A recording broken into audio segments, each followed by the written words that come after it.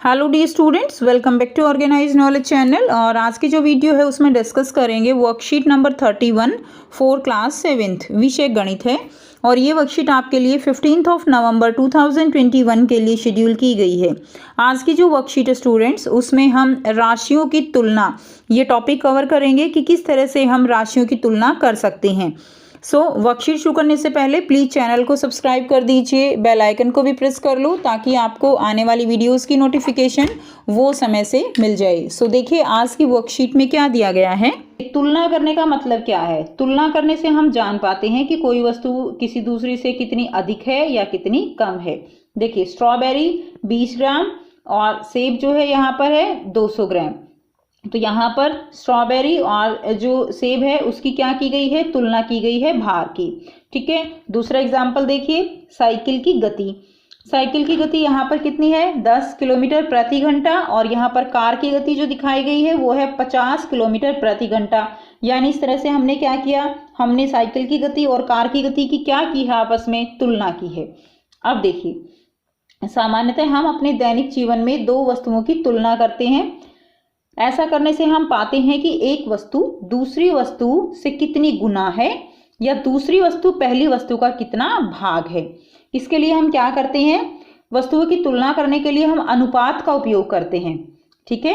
अनुपात ज्ञात करते समय दोनों वस्तुओं की इकाई जो है वो समान होनी चाहिए। तो अनुपात ज्ञात करते समय दोनों की इकाई क्या होनी चाहिए? समान। जैसे इसकी ग्राम है, इसकी भी ग्राम है। इसकी किलोमीटर प्रति घंटा है तो इसकी भी क्या है? किलोमीटर प्रति घंटा है। अनुपात का चिन्ह होता है इस तरह से। ठीक है, ये क्या है? अनुपात का चिन्ह है। अब देखिए, अनुपात की खुद की कोई इकाई नहीं होती। तो बच्चों, अनुपात की खुद की इकाई नहीं होती, लेकिन अनुपात निकालते समय जो भी हमने क्वांटिटी ली है, जो कुछ भी हम यहाँ पर ले रहे हैं जिसकी हमें तुलना करनी है, उनकी इकाई सेम होनी चाहिए। अब नेक्स्ट देखिए, समतुल्य अनुपात क्या होता है? अलग अलग अनुपातों को समान भिन्न में बदलकर उनकी तुलना की जा सकती है। ठीक है। तो अलग अलग जो अनुपात हैं उनको हम समान भिन्न में बदलकर उनकी तुलना की जा सकती है। और अगर ये दोनों भिन्न आपस में क्या हो जाएं? बराबर हो जाएं, तो उन्हें क्या कहेंगे? हम समतुल्य अनुपात कहते हैं। राशियों की तुलना करने के लिए अनुपात ज्ञात करना ही आसान तरीका होता है। राशियों का अनुपात एक भिन्न राशि होती है। तो जो अनुपात निकलेगा वो क्या है? उनका अनुपात एक भिन्न राशि होगी। उदाहरण दिया गया है, हम उदाहरण करेंगे। 3 किलोमीटर का 300 मीटर के साथ अनुपात। तो देखिए 3 किलोमीटर का 300 मीटर के साथ हमें क्या निकालना है? अनुपात। हमने लिख लिया 3 किलोमीटर और 300 मीटर। अब देखिए यहाँ पर जो इकाई है वो यहाँ पर यूनिट सेम नहीं है। ये किलोमीटर है और ये क्या है? मीटर। तो हम क्या करेंगे? हम किलोमीटर के पहले मीटर में बदल लेंगे। तो 1 मीटर में कितने, 1 किलोमीटर में कितने मीटर होते हैं? 1000 होते हैं। तो 3 में कितने हो गए? हम 1000 को 3 से गुना कर देंगे तो यहाँ पर 3000 हो जाएगा। इस तरह 3000 और 300, तो जीरो से क्या कट गया? जीरो कट गया। ये दूसरी जीरो से दूसरी ये कट गया। और 3 यहाँ पे 3 एकम 3 और 3 10 पे चला जाएगा 30। ठीक है। तो आप इसको कुछ इस तरह से भी भाग कर सकते हो, 30/3। तो 3 और ये क्या आ गया? 10। तो अनुपात कितना आ गया बच्चों? 10:1। यहाँ सरल रूप में अनुपात निकल गया। अब देखिए यहाँ पर कुछ जो है दिखाया गया है, आपको ये याद करने हैं। अब देखिए यहाँ पे 1 रुपया जो है उसमें कितने पैसे होते हैं? 1 रुपये में 100 पैसे। एक दिन में कितने घंटे? 24 घंटे। एक घंटे में कितने मिनट होती हैं बच्चों? 60 मिनट होती हैं। वैसे तो आपको ये सारे लर्न होंगे, बट अगर लर्न नहीं है तो आप इनको अपनी कॉपी में लिख के लर्न जरूर कीजिए। 1 किलोमीटर में मीटर कितने होंगे? 1000 मीटर। मीटर में सेंटीमीटर 100 सेंटीमीटर। 1 लीटर में कितने मिलीलीटर होंगे? 1000 मिलीलीटर। और 1 दर्जन में कितनी वस्तुएं होती हैं? 12। ठीक है। 1 दर्जन कितने के बराबर होगा? 12 के बराबर होगा। राशियों को समानुपात में रखना। तो देखिए, राष्ट्रीय ध्वज वो सदैव जो है एक निश्चित लंबाई व चौड़ाई के अनुपात में ही बनाए जाते हैं। ठीक है। तो राष्ट्रीय ध्वज जो है वो क्या है? वो उसकी लंबाई चौड़ाई वो एक निश्चित जो है एक ही अनुपात में बनाए जाते हैं। अब यहाँ पर जो है प्रश्न 1 दिया गया है, एक कंप्यूटर प्रयोगशाला में 6 विद्यार्थियों के लिए 3 कंप्यूटर होने चाहिए। ज्ञात कीजिए कि 24 विद्यार्थियों के लिए कितने कंप्यूटरों की आवश्यकता होगी। तो देखिए 6 विद्यार्थियों के लिए कंप्यूटर की संख्या कितनी है? 3। ठीक है, 6 विद्यार्थियों के लिए कंप्यूटर की संख्या है 3। अब एक विद्यार्थी के लिए निकालनी है तो क्या होगा, हम इसको भिन्न के रूप में ले लेंगे 3/6। अब 24 के लिए निकालनी है तो क्या करेंगे हम 3/6 और गुणा में क्या कर देंगे 24 कर देंगे। तो यहाँ से कितना उत्तर आ गया, यहाँ से आपका उत्तर आ गया 12। ठीक है, 6 चौक 24, 4 तिये 12, तो यहाँ से उत्तर आ गया 12। यानी 24 विद्यार्थियों के लिए कंप्यूटर की संख्या कितनी होगी, 12 होगी। नेक्स्ट यहाँ पर देखिए क्वेश्चन नंबर 2 दिया गया है। राजस्थान की जनसंख्या 570 लाख और यूपी की जनसंख्या 1660 लाख दी गई है। राजस्थान का क्षेत्रफल 3 लाख प्रति वर्ग किलोमीटर है। ठीक है, क्षेत्रफल दिया गया है 3 लाख प्रति वर्ग किलोमीटर और यूपी का है 2 लाख प्रति वर्ग किलोमीटर। दोनों राज्यों में प्रति वर्ग किलोमीटर जनसंख्या कितनी है, आपको प्रति वर्ग बताना है कि कितनी जनसंख्या है, क्योंकि इसका क्षेत्रफल अलग है और इसका क्षेत्रफल अलग है। किस राज्य की जनसंख्या कम है ये भी बताना है। तो देखिए उत्तर जो है यहाँ पे आपको हिंट दिया गया है, बाकी आपको खुद करना है। तो यहाँ पर देखिए 3 लाख प्रति वर्ग किलोमीटर में राजस्थान की जनसंख्या कितनी दी गई है, 570 लाख। ओके, 3 लाख प्रति वर्ग किलोमीटर में दी गई है बेटा 570 लाख।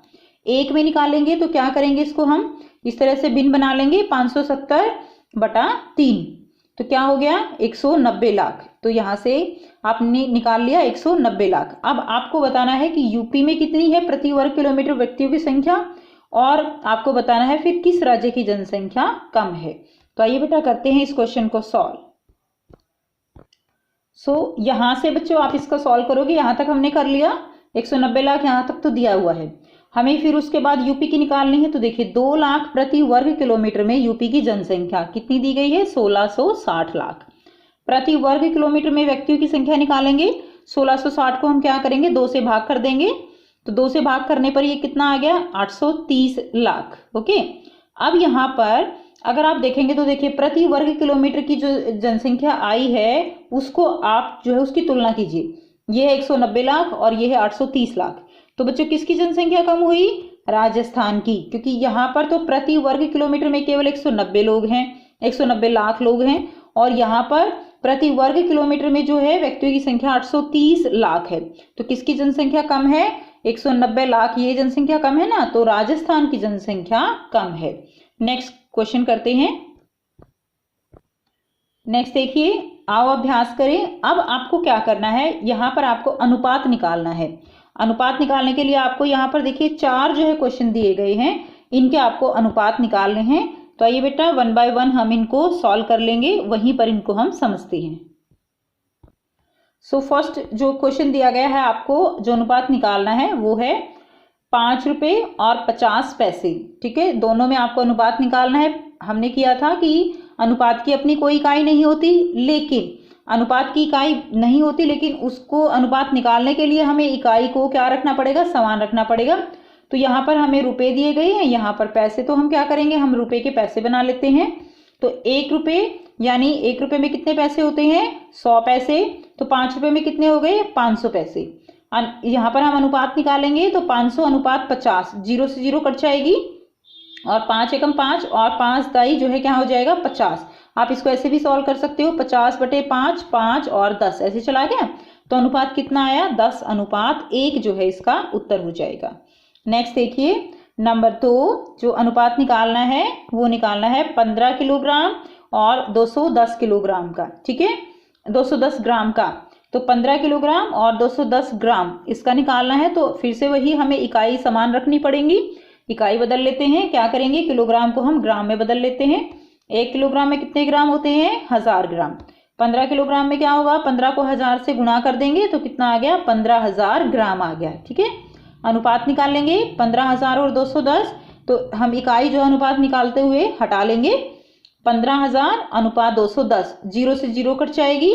तो यहाँ पर ये जो है 3 से कट जाएगा। ठीक है ना, तो देखिए 3 सते 21 और 3 पंजे 15 और 2 0 को हम ऐसे कैसे रख लेंगे। इसके बाद ये नहीं भाग हो रहा है तो ये इसका जो है यहीं पर इसको छोड़ देंगे हम। तो इसका उत्तर आ गया 500:7। ठीक है बेटा, ये दूसरा हो गया पार्ट। तीसरा करते हैं। अब देखिए यहाँ पर आपको 9 मीटर और 27 सेंटीमीटर में अनुपात निकालना है। इकाई समान रखेंगे। मीटर को सेंटीमीटर में बदलना पड़ेगा, बदल लेते हैं। 1 मीटर में कितने सेंटीमीटर होते हैं? 100 सेंटीमीटर। 9 मीटर में कितने हो जाएंगे? गुना कर देंगे 9 को 100 से, 900 सेंटीमीटर आ गया। अब अनुपात निकाल लेंगे 900 सेंटीमीटर और 27 सेंटीमीटर में। हमारी इकाई क्या हो गई? समान हो गई। 900 और 27 में हम क्या निकालेंगे? अनुपात निकालेंगे तो सेंटीमीटर को हटा देंगे, 900 और 27। तो देखिए कितने पे गया ये 9 से जो है 7 दोनों भाग हो जाते हैं। 9 तिया 27 और 9 को जो है 900 को 9 से करेंगे तो 100 आ जाएगा। तो ये जो इसका उत्तर आ गया 100 अनुपात 3, ये इसका उत्तर हो जाएगा। नेक्स्ट देखिए क्वेश्चन नंबर 4 यानी पार्ट जो है 4 है हमारा ये, 30 दिन और 36 घंटे।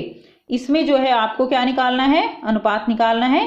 तो यहाँ पर बेटा आप हिंदी में लिख लीजिएगा 30 दिन और 36 घंटे। तो एक दिन में कितने घंटे होते हैं? एक दिन में होते हैं 24 घंटे, ठीक है।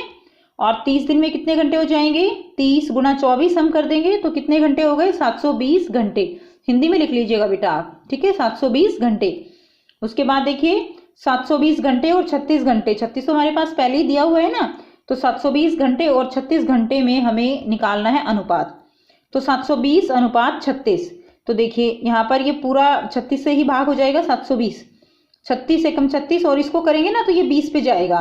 ओके, तो ये जो है 20 अनुपात 1 जो है यहाँ से इसका उत्तर आ जाएगा। दोनों का अनुपात हम निकालेंगे जब, तो ये उत्तर आ गया 20 अनुपात 1।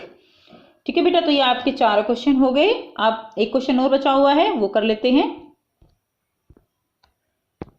प्रश्न 2 क्या है? आप अपने दैनिक जीवन से कुछ उदाहरणों की सूची बनाइए जहां अनुपात और समानुपात का उपयोग होता है। तो हमारे दैनिक जीवन में बहुत से ऐसे उदाहरण हैं जहां हम अनुपात और समानुपात का उपयोग करते हैं। तो पहला उदाहरण जो है हम ले सकते हैं, जैसे चाय बनाते समय। तो आप लिख लीजिए चाय बनाते समय। तो चाय बनाते समय हम कैसे जो है करते हैं?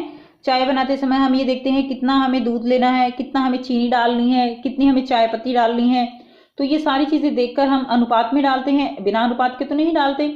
ठीक है, तो लगभग अनुपात में हम ये चीजें डालते हैं। दूसरा उदाहरण आप लिख सकते हैं खाना बनाते समय। खाना बनाते समय हम जो भी उसके अंदर इंग्रेडिएंट्स डालते हैं, ठीक है बेटा, तो वो जो है हम अनुपात में ही डालते हैं। किसी न किसी एक अनुपात में हम डालते हैं कि कितना जो है खाने में नमक डलेगा, कितना हम कोई भी अगर जो है ऐसी चीज बना रहे हैं तो उस हिसाब से हम अनुपात में ही जो भी इंग्रेडिएंट्स है उनको डालते हैं। तो ये मैंने आपको 2 एग्जाम्पल बता दिए। अगर इसके अलावा बहुत सारे एग्जाम्पल हैं, और भी एग्जाम्पल आप लिख सकते हो अपनी मर्जी से। आप सोचकर अपने एग्जाम्पल जरूर लिखिए।